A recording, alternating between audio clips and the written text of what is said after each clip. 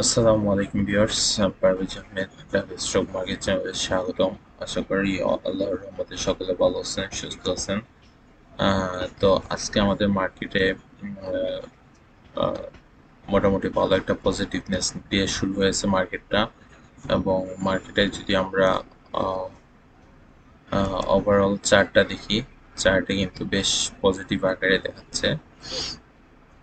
তো আমাদের ডিএসসি ইন্ডেক্সে আমাদের যে ব্যারিয়ারটা ছিল সেটা হচ্ছে আপনার নিয়ার 5,560-এর দিকে। সো এটাকে আমরা ওভারকাম করতে পারছি এবং আমাদের মাঝখানে একদিন 1 সেপ্টেম্বর এটা একটা মোটামুটি একটা বিপদ সংকেত ছিল। বাট এটা যেহেতু ওভারকাম করে ফেলছি, আমরা বলতে পারি যে অনেকটাই আমরা বিপদ মুক্ত আছি। আশা করি সামনের দিকে ভালো পারফরমেন্স করবে মার্কেট এবং সেই সাথে আপনারা প্রফিট মেকিং করতে পারবেন। তো মার্কেটের এই পর্যায়ে এসে আজকে বেলা 11টা, 11:30, তার লেনদেনও যথেষ্ট ভালো আছে। সো আমরা আশা করি যে মার্কেটের শেষ পর্যন্ত আমাদের অনেক ভালো পারফরমেন্স থাকবে।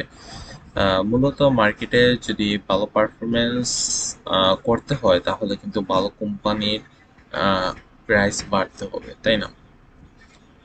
জেড ক্যাটাগরি বা বি ক্যাটাগরি শেয়ারের প্রাইস বৃদ্ধি পেলে মার্কেটের তেমন একটা ইন্ডেক্সে তেমন একটা পরিবর্তন হয় না। যদি এ ক্যাটাগরি এবং বড় কোম্পানিগুলা পরিবর্তন হয় তখনই মার্কেটের আসল পজিটিভনেস আসে।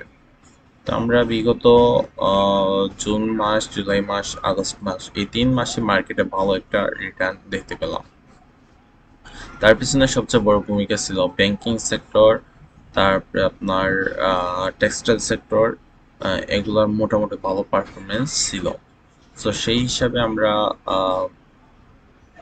যদি সেক্টর ওয়াইজ ধরি তাহলে সেক্টর ওয়াইজের মধ্যে আমরা আজকে দেখতে পারবো যে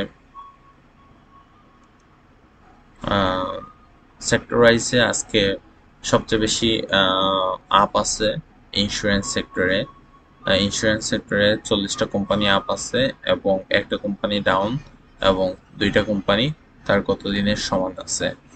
এবং ব্যাংকিং সেক্টরেও বেশ পজিটিভ আছে, টেক্সটাইল সেক্টর পজিটিভ আছে, ব্যাংক সেক্টর পজিটিভ আছে। ওকে, আমরা এখন যেটা নিয়ে আলোচনা করব মূলত ব্যাংকিং সেক্টরের শেয়ার নিয়ে আলোচনা করার চেষ্টা করব। ব্যাংকিং সেক্টরে যদি দেখেন তাহলে দেখতে পারবেন যে আজকে ব্র্যাক ব্যাংকের তেমন একটা পারফরমেন্স আমরা কিন্তু দেখতে পাচ্ছি না। ব্র্যাক ব্যাংকের গতকালকে এবং আজকে 2 দিনই মোটামুটি অল্প অল্প ডাউন দেখা যাচ্ছে, কিন্তু তার পূর্ববর্তী দুই